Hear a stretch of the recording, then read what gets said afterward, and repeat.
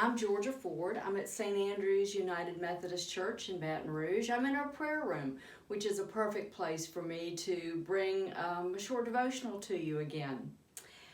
I have been doing devotionals and doing studies with my adult Sunday school class on parables, and I have another parable this time. This is titled The Genius of Effective Waiting, and how appropriate is that right now? So hear these words from Luke chapter 12, verses 32 through 40. Do not be afraid, little flock, for it is your Father's good pleasure to give you the kingdom. Sell your possessions and give alms. Make purses for yourselves that do not wear out, an unfailing treasure in heaven where no thief comes near and no moth destroys. For where your treasure is, there your heart will be also. Be dressed for action and have your lamps lit. Be like those who are waiting for their master to return from the wedding banquet, so that they may open the door for him as soon as he comes and knocks. Blessed are those slaves whom their master finds alert when he comes. Truly, I tell you, he will fasten his belt and have them sit down to eat, and he will come and serve them. If he comes during the middle of the night or near dawn and finds them so, blessed are those slaves. But know this, if the owner of the house had known at what hour the thief was coming, he would not have let his house be broken into. You also must be ready, for the Son of Man is coming at an unexpected hour. In a way, this is a troubling parable. It speaks to end times. And I've heard plenty of people, and you probably have too, who have scoured the Old Testament for prophecies that talk about end times.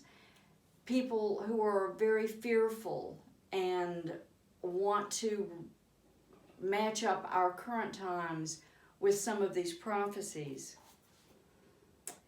We are a people since the beginning of time for whom waiting is hard work. We look to the future. We want to control what's going to happen.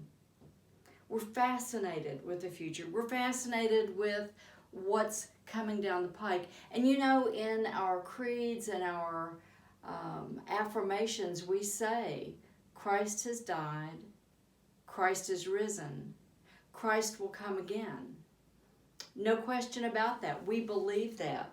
But what is this parable telling us about that, about the being fearful, about end times? Is that what we're looking at right now? Is that what Jesus is saying?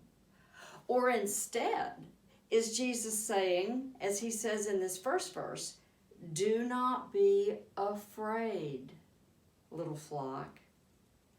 Do not be afraid. He goes on in this parable to tell us that, yes, he will return, but this is one thing that it is not for us to know. The ultimate future of the human race. No other subject has had more enduring appeal. And even in Matthew, in chapter 24, verse 44, Jesus talks about the unexpected return and to do not be afraid.